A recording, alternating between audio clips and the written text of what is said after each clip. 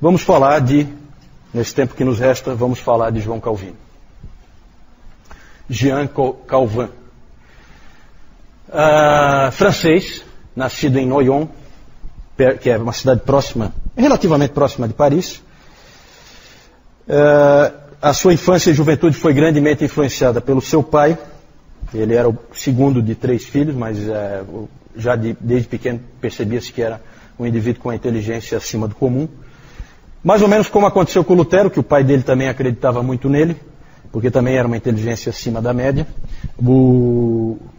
Só o Lutero era filho mais velho, esse aqui é o segundo, João Calvino. Ele teve então a infância e a juventude controlada pelo pai, que tinha grandes planos para o seu filho. O pai dele era um sujeito ambicioso, que era auxiliar, assessor do bispo de Noyon, e ele queria que o filho dele estudasse e se tornasse um padre e fizesse carreira dentro da igreja. Depois, mais tarde, ele mudou de ideia. Eu acho que ele percebeu que os advogados estavam ganhando melhor, e aí ele queria que o filho estudasse direito. E, de fato, ele foi estudar direito. Fez 2 das melhores faculdades de direito, Orleans e Bourges, que havia naquela época. E quando ele era criança, o pai dele arranjou para ele ter aula com uma família aristocrática, né? Daí que se acha que por isso que o Calvino ele tem realmente esse trato mais refinado, tanto no escrever como no falar. Ele é bem mais elegante que o Lutero. Bom, Lutero também não é parâmetro de comparação, né? Mas ele na verdade não queria ser nada disso, nem padre, nem advogado. Ele queria ser um intelectual e se dedicar aos estudos acadêmicos. Escreveu um livro, um comentário de um livro do filósofo Sêneca. Só que parece que não deu muito certo. Ele escreveu esse livro com 23 anos e acho que não deu muito certo. E aí, depois que ele escreveu esse livro, uma coisa aconteceu. Ele foi convertido por Deus. Nós não sabemos detalhes porque Calvino, diferente do Lutero, a gente não sabe muito detalhe da vida dele.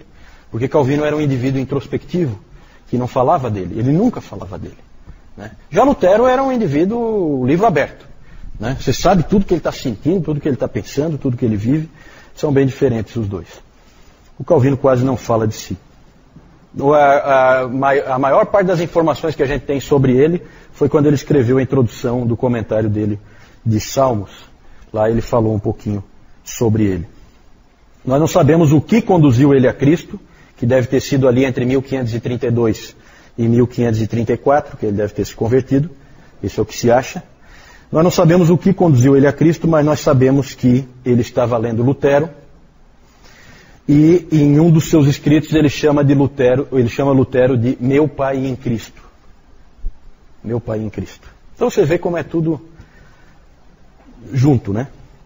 Meu pai em Deus, na verdade, ele colocou.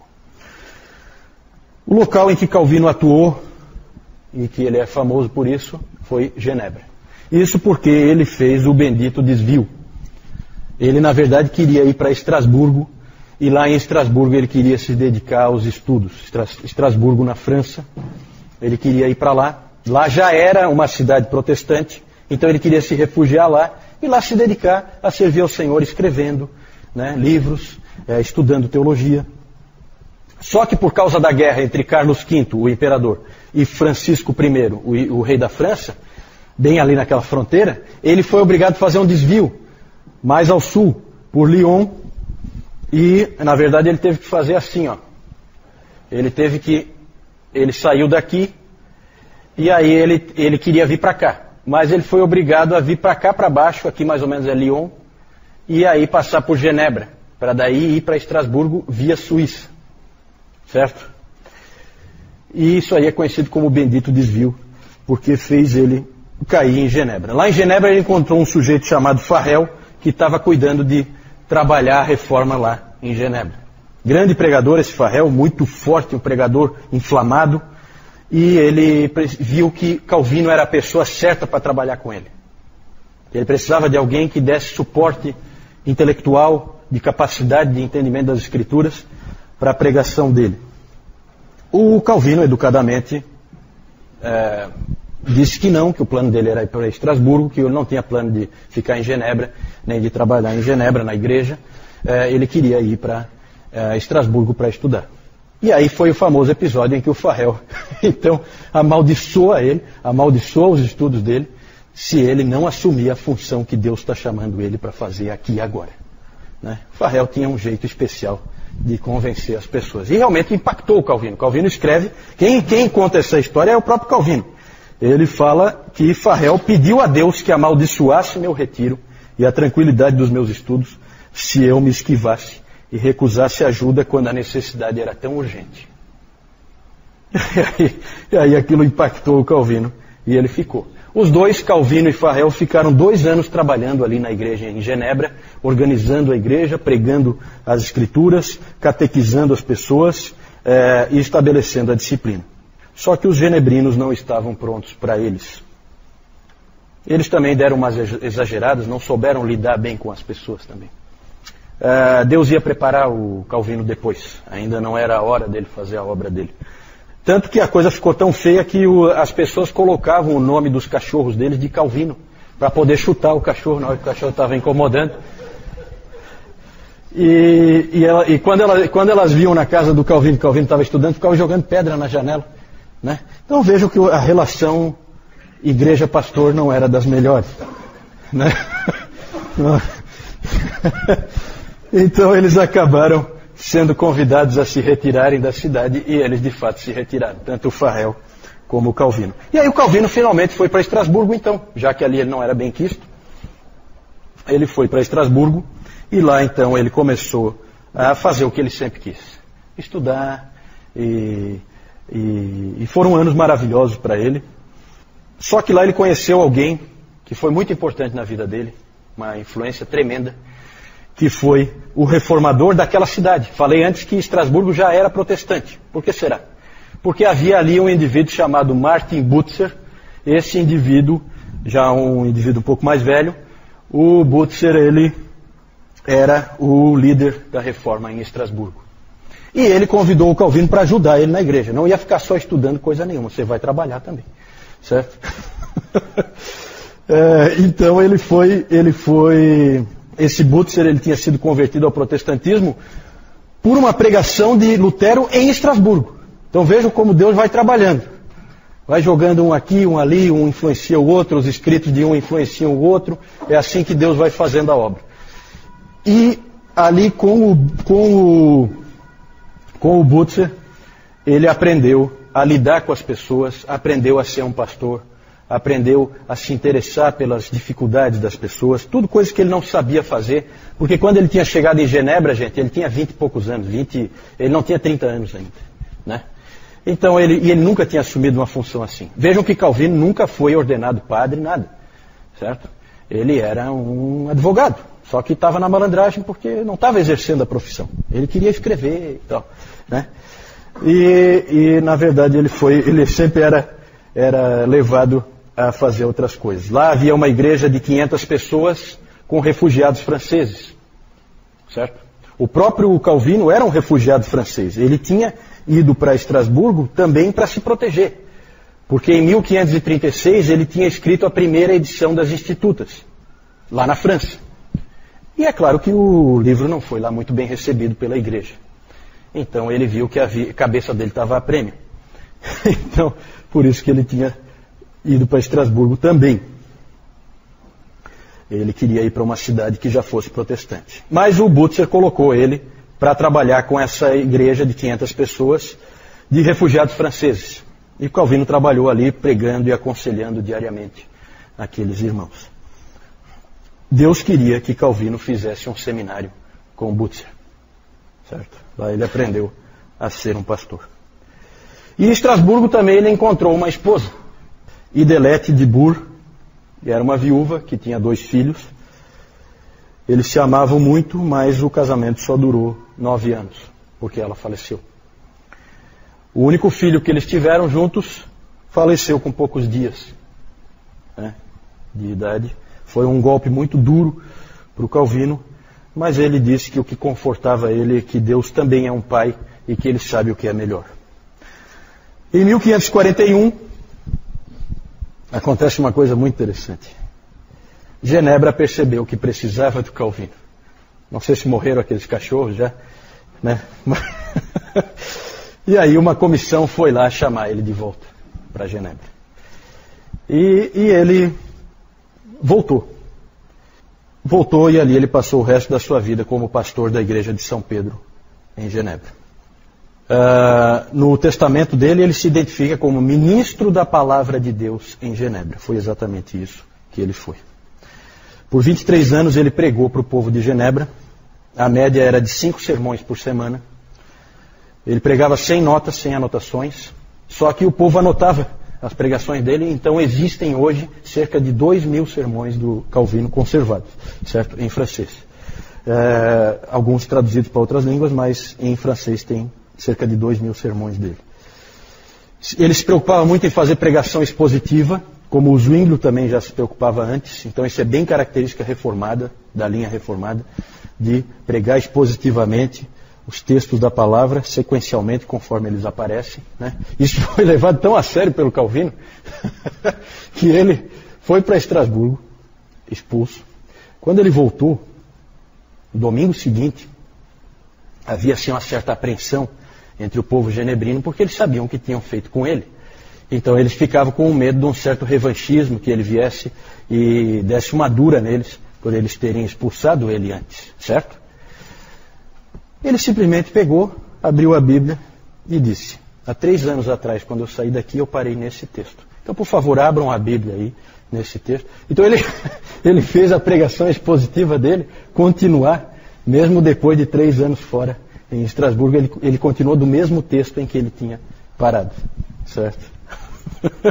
Isso é um fato interessante.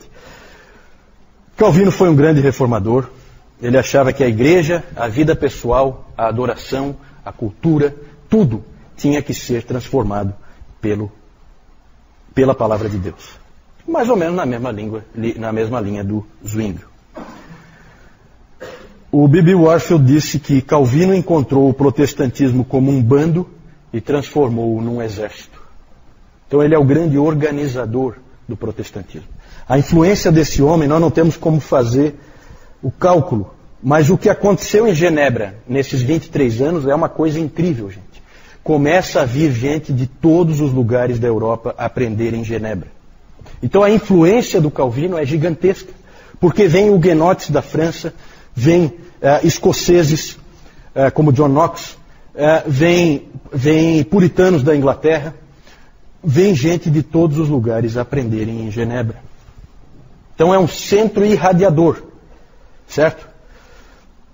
É muito interessante quando você lê a história dos mártires da Guanabara, aqueles huguenotes franceses que vieram aqui na Baía da Guanabara no início do século XVI, e aí a carta de um deles pedindo a Calvino que enviasse pastores para eles, porque eles não tinham nenhum pastor, né? E o Calvino mandou. Então a influência do Calvino é absurda, ele chega a influenciar o Brasil recém-descoberto, né? É claro que depois os portugueses mataram todo mundo e aí a coisa não foi para frente. Mas tivesse deixado, esses huguenotes franceses teriam se estabelecido aqui com um entendimento diferente das escrituras, certo? Então o Calvino ele influencia tudo, né? Não só Calvino, mas Genebra e a escola de Genebra, certo? Porque Calvino montou uma escola e todo mundo vinha aprender ali, certo? Ele encontrou o protestantismo como um bando e transformou num exército. Tem pessoas que dizem que Calvino foi uma espécie de ditador em Genebra. É nada mais longe da verdade. Ele sequer podia votar numa eleição em Genebra porque ele não era natural dali. Ele não se tornou cidadão de Genebra nunca. Ele era um francês, certo? E tem gente que acha que era ele que mandava lá. Gente, ele era consultado pelos líderes porque ele era uma grande autoridade nas escrituras. Mas os líderes, os magistrados, eles decidiam, certo? E assim foi também no famoso caso de Serveto, onde a gente não pode absolver o Calvino, porque esse Miguel Serveto foi realmente morto, queimado, em Genebra, com a conivência do Calvino. O Calvino só pediu para os líderes, ele sabia que não tinha como salvar, e eu acho que ele nem queria salvar o Serveto, mas ele pediu que não queimassem ele. Era uma forma de matar cruel demais. Só que eles ignoraram o pedido do Calvino e ele foi morto. E nós não temos nada para dizer em defesa do Calvino aí, certo? A única coisa que a gente pode dizer é que qualquer um faria isso. E que os católicos só não queimaram o Serveto porque deixaram ele escapar, que ele já tinha sido preso e estava para ser julgado e queimado. Certo? Ele só não foi queimado porque eles deixaram ele escapar. Certo? Então esse Miguel Serveto foi queimado em 1553 por blasfêmias contra a Santa Trindade. Certo? Queimado pelo poder público. Tá? Por uma decisão do Conselho da cidade. O ano de 1559 foi um grande ano em Genebra. Foi o ano da última e definitiva edição das Institutas da Religião Cristã. 5 anos depois, Calvino morreu aos 55 anos. O sucessor dele na igreja e na Academia de Genebra foi o seu companheiro e amigo Theodor Beza. Beza escreveu, por ocasião da sua morte: agora que Calvino está morto, a vida será menos doce e a morte menos amarga. Interessante, a gente sabe pouca coisa da vida do Calvino, mas tem uns episódios interessantes. Um que me marca bastante é quando uma vez ele queria escrever uma carta para um associado dele, um indivíduo que ele era muito amigo e que era líder da reforma na cidade de Lausanne.